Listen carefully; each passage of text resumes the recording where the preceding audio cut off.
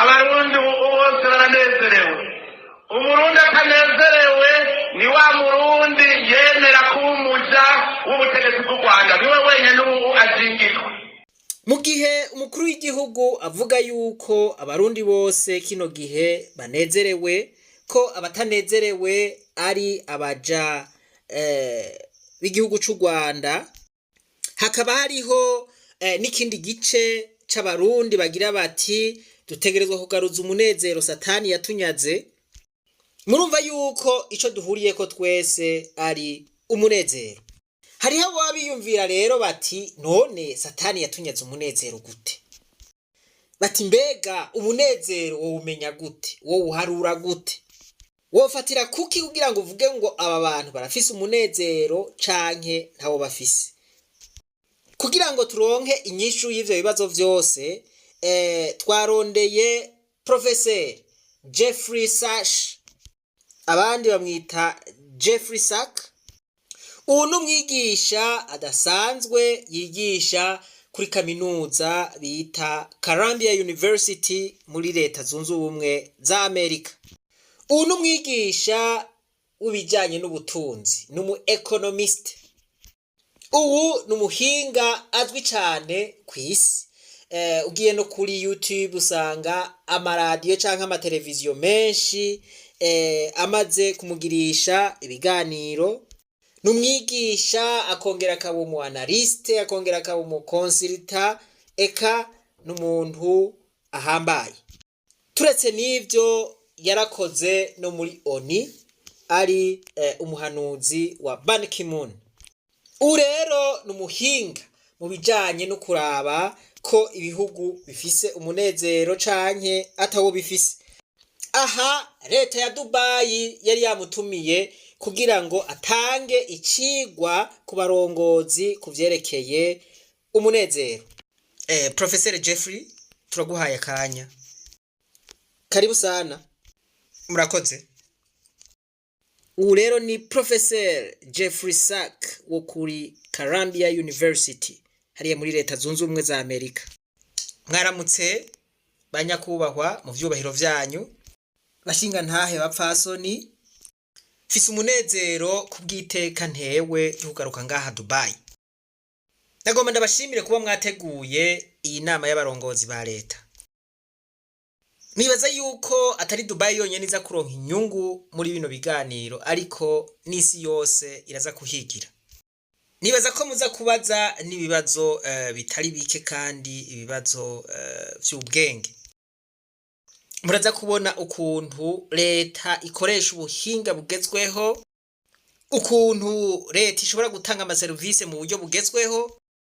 Ndanezerewe kandi nuko nza kuvuga ukuntu leta itanga umunezero no kugubwa neza ku benegihugu canke ku banyagihugu. Iki cigwa c'umunezero rero ni cigwa je kindyohera gutanga. Aka n'akaryo rero kukurabira hamwe ivyerekeye intwaro ibereye no kuraba ibijanye n'iterambere ku rundi ruhande muri iki kinjana ca 2024. Ndizera neza ko mwumvise uburyo bushasha bwo gutanga amaserivise, uburyo bushasha bwo gutanga inkuru, uburyo bushasha bwo gutegura ibikorwa bitari bike muri leta. Reka muri aka kanya tubanze dukuremwo ibintu vya filozofi. Mbanze ndababaze nti nigiki mutahura iyo bavuze umunezero? Ni yahe nsiguro mwotanga mwumvise gutanga umunezero ku banyagihugu?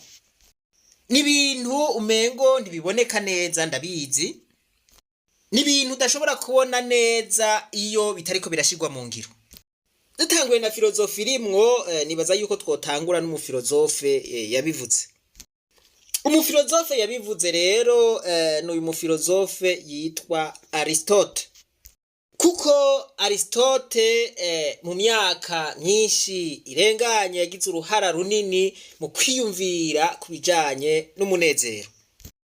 Aristote rero yaranditse inzandiko zateye intege canke zigishije abatari bake mu runganwe rw'abantu bagiye barakurikirana. Yaranditse igitabo yise Nico Mackey Ethics. Mw'ico gitabo rero yaranditsemwo ibijanye n'umunezero. Niho agira ati none umunezero ni iki? Ati umunezero ni ikintu umuntu wese yipfuza gushikako. Ariko arasubira arabaza ati niyahe nsiguro y'umunezero? Ico gitabo rero ugisomye kirasigura neza ivyerekeye umunezero.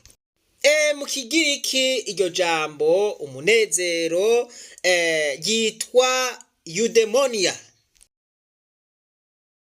Kandi ngo ni jambo rigoye gutahura. Kuva ico gihe yandika ico gitabo gushika n'ubu biracagora gutahura abantu batari bake. We nkuko n'abandi babivuze muri kahise aravuga ati umunezero si ico kintu gusa umuntu atanga ku bandi, ati sugushika ku vyifuzo vyawe gusa, ati canke kuronka nk'ibikoresho kanaka wifuza bituma ubaho neza. Umunezero nuko kwifuza nugo rugamba rwo kwifuza gushika ku buzima. Umunezero nuko gushika ku buzima bwiza nk'abantu kandi nka societe muri rusange. Ikintu rero leta itegerezwa gukora nk'iyitegerezwa kuduza urugero rw'umunezero mu bantu. Leta ikora ibishoboka byose mu gufasha abo bantu kugira ngo bironderere uwo munezero bonyene. Aristote rero aravuga ati abantu nibikoko bishize hamwe. Vyo hava bingora kuvuga mu Kirundi, ariko Aristote aravuga ati abantu they are the social animals. Twovuga ko ari ibikoko bifitaniye imigenderanire. Ati rero kuba turi muri societe tuba dufise uruhara rwo kubana neza n'abandi. Ubwo niko ruhara rw'abantu kubana neza. Umunezero rero suko gushika konyene ku bintu wipfuza. Umunezero ni verti, ni indangagaciro. Nico gituma mvuga nti iyi ndangagaciro rero isa niyibagiwe muri societe yacu. Nico gituma iyi ndangagaciro twategerezwa kuyivyura mu masosiyete yacu. Kugira umunezero rero nuko kugira iyo ndangagaciro mu buzima bwacu. Kugira iyo ndangagaciro rero mu buzima si urugamba rworoshe. Iyo ndangagaciro mu buzima kugira ngo tuyigire idusaba kwitanga. Isaba ukwiyemeza kudasanzwe. Muri Amerika yomva ntiduhamagarira abantu kugira iyo ndangagaciro. Tuvuga duti rondera amahera uko mushoboye kose biba biherengaho. Umuntu aja ngaha akarondera amahera, ivyo vy'indangagaciro ntumubaza. Kiretse nko mu gihe haje abategetsi basaba abanyagihugu kugira iyo ndangagaciro. John Kennedy yabaye umwe mu bategetsi bake batwaye Amerika, yahimiriza abanyagihugu ko bafise uruhara rudasanzwe mu kugira iyo ndangagaciro. Yaravuga mu majambo yiwe yamenyekanye ati ntubaze igihugu ico kigukorera, ahubwo ubaze ico ukorera igihugu. Uwo niwo mutegetsi twovuga yuko yaje yereka abanyagihugu kugira indangagaciro muri bo. Kandi ivyo biguma vyibukwa naho haheze imyaka myinshi yitavye Imana. Yigisha abanyagihugu gukorera igihugu, ntiyabigisha yuko igihugu kizobakorera vyose. Yavuga ati ni igiki woshobora gukorera igihugu cawe. Aristote rero ntiyavuze yuko indangagaciro ariyo tuvukana, atahubwo ni ikintu dutegerezwa kwitanga kugira ngo dushikeko. Indangagaciro rero irigwa mu gutanga akarorero keza, irigwa mwishigwa mu ngiro, mu kugirira impuhwe abandi, mu kugirira imbabazi abandi, mu kugirira neza abandi, mu gukurikiza amategeko. Kino gihe rero umwidegemvyo uravyonona. Bagira bati kora ivyo ugomba, idagadure uko ugomba. Ibi rero si indangagaciro kandi ntibishikana kuri wa munezero. Teori rero yashitseko yerekana yuko abantu babwirizwa kugira umunezero ivuga yuko abantu hariho ibyo dukeneye mu buzima. Ibiza imbere akaba ari ibintu byubaka umubiri wacu canke ico twokwita besoin physiologique. Abantu ntibashobora kunezerwa mu gihe bashonje. Abantu ntibashobora kunezerwa mu gihe abana babo bariko baricwa n'ingwara. Hariho abantu benshi kw'isi biboneka yuko bagwaye badashobora kwivuza. Abakenshi na kenshi ubasanga mu bihugu biba birimwo intureka. Ntushobora kugira umunezero udafise umutekano ukwiye. Ntushobora kugira umunezero utubahwa canke ngo wubahirizwe mu vyawe. Ntushobora kugira umunezero udashobora guharanira canke gushika ku ndoto zawe canke gushika ku ntego wihaye mu buzima. Aha birabonekera neza ngaha dufatiye akarorero ku bana. Mu gihe abana bataronse urufatiro rwiza mu buzima bakiri bato, akenshi ntibaronka ibikenewe kugira ngo bagire umunezero mu buzima mu myaka ibiri imbere. Nk'abana usanga bavukiye mu miryango ikenye cane, ugasanga nko ku myaka ndwi ubwonko bwabo ntiburamera neza, ugasanga ntibafungura neza, ugasanga ntibagira umutekano, ugasanga ntibitaweho muri rusangi. Murumva rero ko muri uko kuduza umunezero w'abantu n'urugendo mu mwanya muremure ubitangura abantu bakiri bato, ubitangura abana bakiri bato bakabikuriramwo. Hari amareta rero ivyo usanga abifata minenegwe, ugasanga abana bavukiye mu bibazo barinze bakura bagakurira muri ivyo bibazo, ugasanga barinze barangiza ubuzima bwabo bakiri mu bibazo. Iyo umwana rero akuriye muri stress, ubwonko bwiwe ntibuba bukicitunganya neza, ugufungura neza, ukwitabwaho kw'amagara yiwe, ukwitabwaho n'abavyeyi. Ivyo biratuma umwana abaho neza. Turamaze igihe rero turondera kandi no mwishirahamwe mpuzamakungu, eka mbere naha muri leta zunze ubumwe z'Abarabu, tugira ivyigwa vyo kuraba ibintu vyo kwerekana umunezero. Mbega nibiki vyo kwerekana umunezero w'abene gihugu canke abanyagihugu? Uko wopima umunezero rero wopima mu buryo bubiri. Ubwa mbere urabira kubigumbagumba. Mbega umuntu ameze gute? Arapfunza isura, afise isura yo gutwenga, ubona ameze gute? Ubona acangamutse muri rusangi? Ubwa kabiri urabira ku mibereho y'umuntu. Mbega abantu biyumvira gute ku buzima bwabo? Aho ntibafise impungenge z'ukuntu babayeho canke babaho. Abahinga rero berekana yuko upimira umunezero kuri ivyo bintu bibiri, ibigumbagumba n'ukuntu abantu babayeho. Ivyo rero nivyo Aristote yerekanye ko vyerekana kimwe yise eudaimonia canke umunezero. Yabivuze muri filozofi mugabo murumva yuko ubu bisiguritse. Kugira ngo rero ubibone ivyo utegerezwa kubaza abantu uko babayeho. Ico nico bita subjective well-being. Ukoresheje iyi ngazi uba ugomba kuraba urugero abanyagihugu bafise ko umunezero. Uburyo bwiza ushobora gukoresha n'ubu bwitwa the ladder of life canke ingazi y'ubuzima.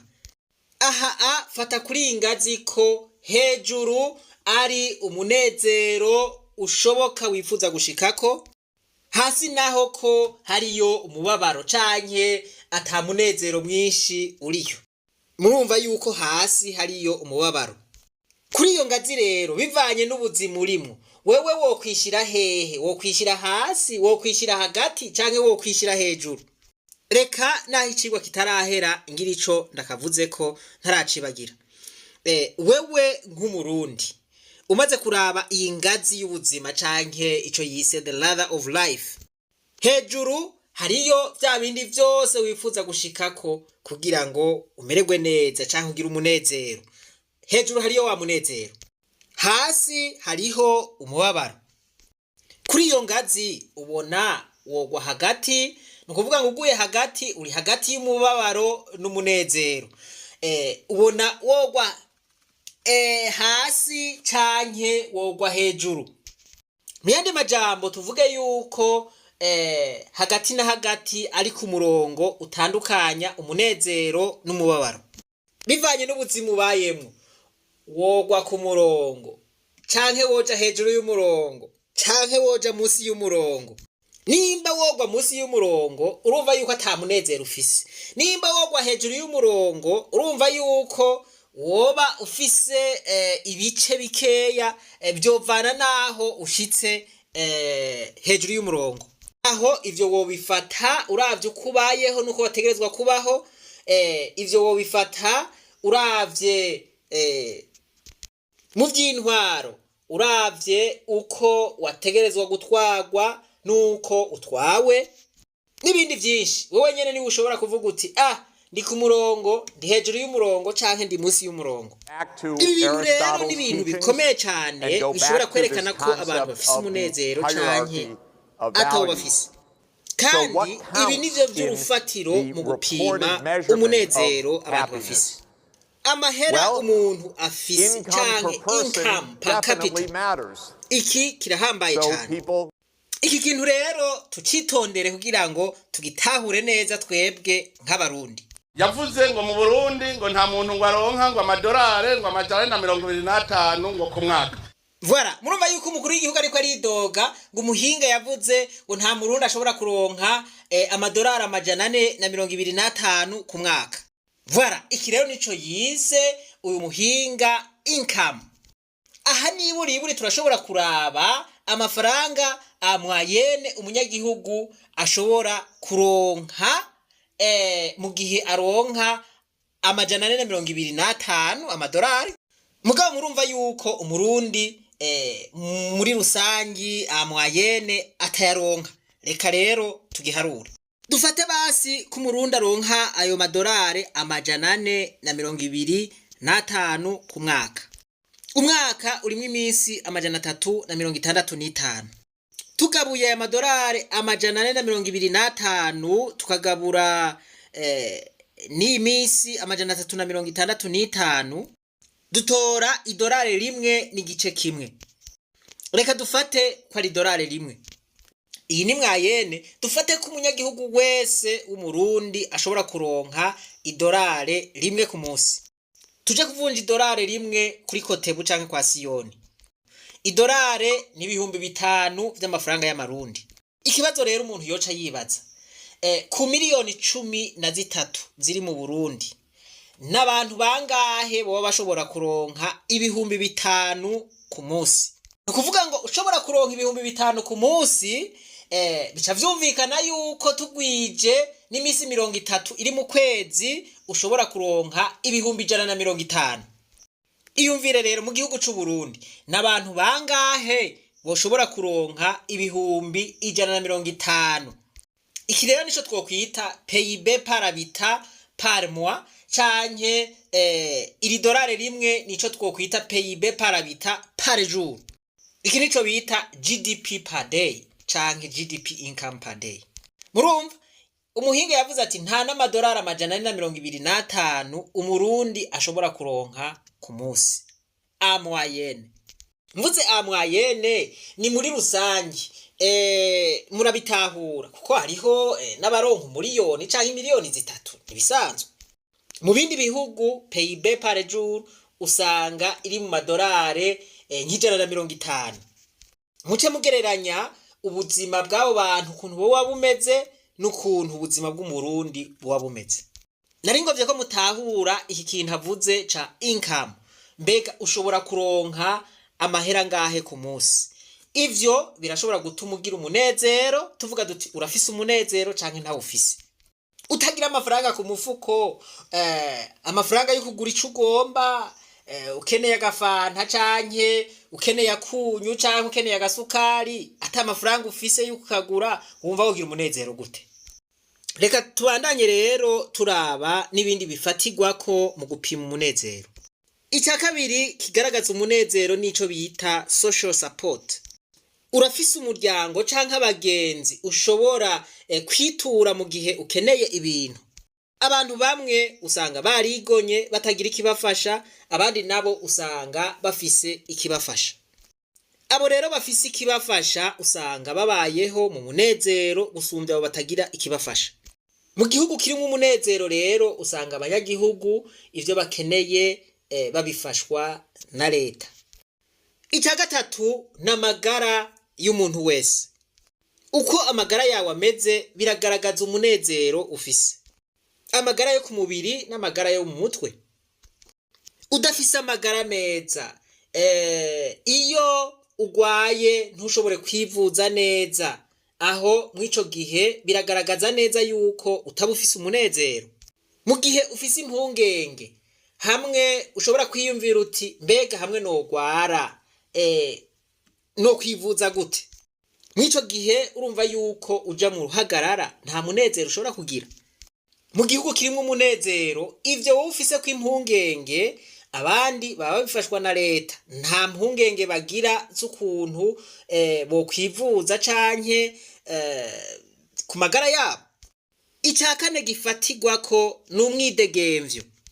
Umwidegemvyo ugukora ico ugomba, uwo mwidegemvyo nawe uri mu vyerekana umunezero w'umuntu. Ikindi naco, mu gihe abantu baba babayeho bashiranako, abantu bakundanye, mu gihe abantu baba bafashanya, ico twokwita generosite, mu yandi majambo baba bafise indangagaciro. Iyo rero mu gihugu canke muri sosiyete abantu birukira kuronka ibintu bifatika gusa, mugabo atarukundo ruriho, atagushiranako kuriho, atakwiyumviranako kuriho, atagufashanya kuriho, mw'ico gihe abo bantu ntibashobora gutera imbere kandi nta n'umunezero bashobora kugira. Iki ni ciza cane mu bayisilamu, baragishobora kuko barafashanya. Iki rero ni ikintu gikomeye cane abantu bose bari bakwiye gukoresha. Nta kuntu muri sosiyete hashobora kubaho umunezero mu gihe abantu baho badashobora gufashanya, badafise iyo ndangagaciro. Icanyuma ni ca gatandatu, icanyuma cerekana yuko muri sosiyete canke mu gihugu hariho umunezero, nuko leta ikora, nuko leta yigenza. Iyo ibiturire biri ku rwego rwo hejuru cane, iyo abo muri leta barya ibiturire cane, ata ntwaro ibereye iriho, ata amategeko akurikizwa, ibintu vyose bikorerwa mu gifuri ahatari ku mugaragaro, ahari ivyo vyose rero abantu ntibashobora kubaho baguwe neza, abantu ntibashobora kugira umunezero.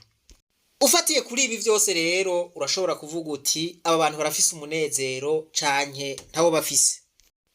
Umunezero rero ni ikintu ni hangiro abantu bategerezwa kwitangira kugira ngo barishikeko. Mu gihe atavyitwazo vy'ubukene biriho, mu gihe atavyitwazo vy'ihohoterwa biriho, kubera ukuronka bimwe vyankenerwa bitaba bigishobotse, mu gihe hobaho uko kugubwa neza kw'abantu, muca mwumva yuko umunezero uca uhaba.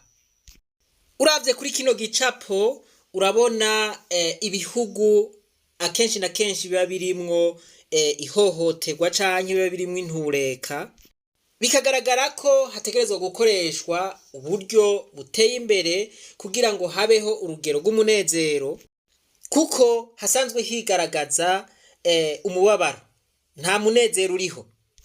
Aho abana batarakura hafi miliyoni 6 zipfa ku mwaka, mw'ico gice hama hariho intureka.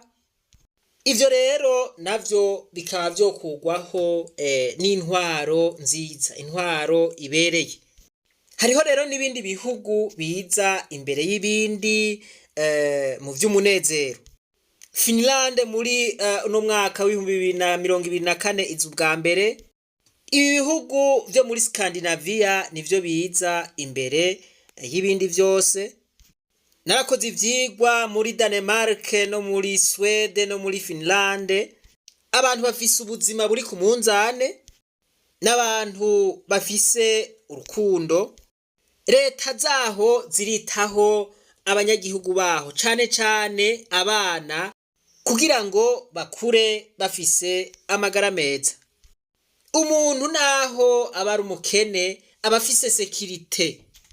Leta irafise uko imufasha. Leta ibifise amafaranga yo gufasha abenegihugu canke abanyagihugu. Ibihugu bigize ubumwe bw'Abarabu biza ku mwanya wa 14. Iyo nayo ni intambwe, bisigura yuko mukora ibikorwa bitari bike kugira ngo mushike kuri urwo rwego. Muri mbere ya Leta Zunze Ubumwe za Amerika aho ziza ku mwanya ugira 17. Twebwe abanyamerika murumva yuko muri mbere yacu twobafatirako akarorero. Narakoreye muri ONU, narabonye ibihugu bimwe bimwe usanga bikenye kubera ingwano canke imishamirano yamiri muri vyo. Aha ndavuga nka Yemen canke Afghanistan n'ibindi. Kubwanje izi ntambara nta ntumbero zifise, tubwirizwa kuzihagarika.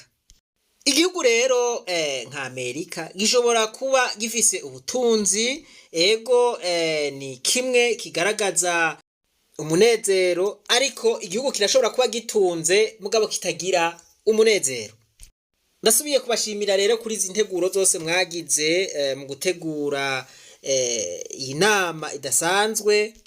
Nizera ko ibituvuze bizotera intege amakungu yose, isi yose. Kandi nizera yuko hashobora kubaho kazoza keza kubera iyi expose canke kubera bino bikorwa vy'uno munsi. Murakoze cane. Professor Jeffrey, ubwa nyuma hariho ikibazo nabajijwe n'abanyeshure imbere yuko nza ngaha, imbere yuko dutangura. Baragira bati mbega iduga ry'ibiciro ku isoko n'itakaza ry'agaciro ry'amafaranga, ivyo vyovyo ntibifatirwa ko mu kuraba urugero rw'umunezero. Aha turabona mwafatiye kuri GDP canke PIB. Iduzwa ry'ibiciro ryoryo ntimushobora kurifatira ko mu gupima umunezero. Ico ni kibazo ciza cane. Iyo uri mu gihugu kirimwo iduzwa ry'ibiciro ku rugero rwo hejuru, ico gihugu ntikiba kirimwo umunezero. Nkuko nagiye mu bihugu bitari bike, nasanze ibihugu birimwo iduzwa ry'ibiciro ku rwego rwo hejuru abantu batanezerewe na gatoya. Iyo rero ibiciro vyaduze gose, ivyo bitera uruhagarara. Hari ibihugu bitari bike nakoreyemwo ndabafasha kugene bagabanya ibiciro, ariko hariho n'ibindi bitakunda, inflation yagumira hejuru. Ivyo rero bituma ata munezero ubaho. Nagomba nshimire Professor Zach Jeffrey kuri izi inyigisho nziza aduhaye. Nagomba kandi nshimire na leta ya Dubai yateguye ibi vyose, igashiraho umutwe w'icigwa c'umunezero muri uno mwaka. Murakoze cane mwese, urakoze cane Professor. Icegeranyo cagizwe n'ishirahamwe mpuzamakungu rya ONU c'ibihumbi 2024 mu vyerekeye umunezero, baratanga urutonde rw'ibihugu uko vyagiye birakurikirana. Igihugu kiza kwisonga ni igihugu ca Finland. Igihugu kigira kabiri ni Denmark. Igihugu kigira gatatu ni Iceland. Igihugu kigira kane ni Sweden. Igihugu kigira gatanu ni Israel. Kubandanya hariho Ubuholande, hariho Norvege, Luxembourg na Swiss. Ibi rero nivyo biza kwisonga mu bihugu bifise umunezero mu mwaka w'2024.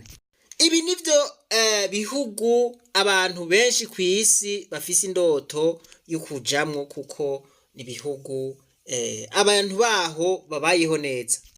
aha muri bino bihugu ntugira impungenge z'ukuntu uzovugwa, nta munyagihugu yicwa n'inzara muri bino bihugu, nta mutekano muke urangwayo, ukwiga kw'abanyeshure ni leta yikoca, abashomeri canke abantu bakenye abo ivyo bihugu birabafasha, umukenyezi avyariye muri ivyo bihugu ahubwo bamuha amahera, bakamuha n'isanduku y'impuzu n'ivyankenerwa, akamara amezi n'amezi ariko arakurikirana umwana wiwe kandi ahembwa no guhembwa aho asanzwe akora. Naho uba uri umunyamahanga canke uri impunzi ibayeyo ikwije amategeko, bagufasha nk'abanyagihugu baho. Mu yandi majambo, ubuzima bw'abanyagihugu baho buri ku munzane. Abanyagihugu baho ntibatunga cane nkuko mperuka kubibabwira, kandi ntibakena cane. No kuvuga ngo ubuzima buri ku munzane. Mutigira amahoro w'amayinka, none ku rutonde ubona twebwe abarundi tuza ku nimero ya kangahe mu vyerekeye umunezero?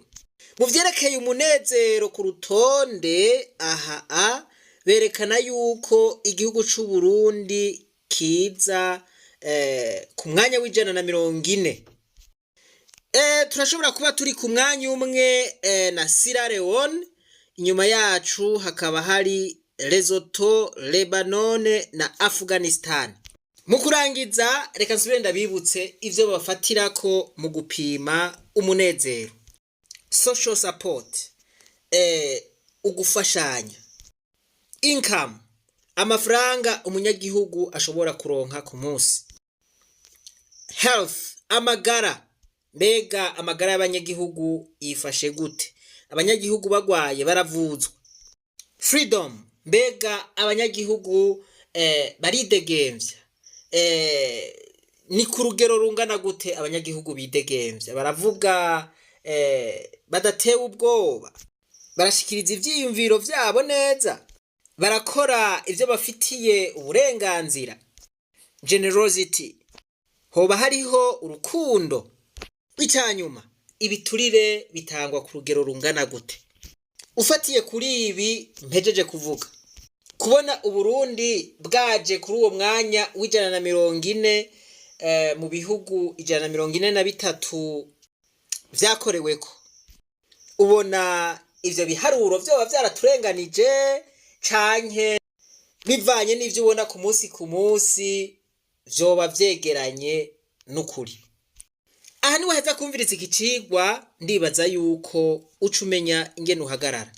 Ariko uko bimeze kose, umunezero wafise hariya mu bihugu vya Scandinavia, za Finland, za Denmark, za Sweden n'ahandi, nimba mwakurikiye neza, natwe mu Burundi ubu ni wo munezero twipfuza gushikako.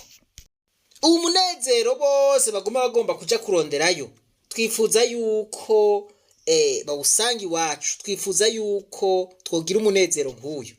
Abanyafrika bose eka mbere nabo kw'isi yose bakagira indoto yukumva boshika mu Burundi, yukumva boba mu Burundi. Voilà, kubera umunezero uriho. Wewe nkumvirije kino cigwa kuva ku ntango gushika ku mpera, mbega mu Burundi turafise umunezero canke ntawo dufise? Nimba tuwufise, reka tuzigame uwo dufise. Nimba tutawufise naho, nibaza ko goca ari urugamba rwa twese kugira ngo dukore ico kintu cose cotuma turonka uwo munezero, canke tugaruza umunezero Satani yatunyaze, canke ko dukwiye kugumana umunezero dusanzwe dufise nk'uko umukuru w'igihugu abivuga. Imana nibahezagire kandi ibatahuze n'iki cigwa. Reka twibananize rwa rugendo maze tugaruze umunezero Satani yatunyaze. Umuntu atarashika mu ishure ry'abarundi bose turamuhaye kaze.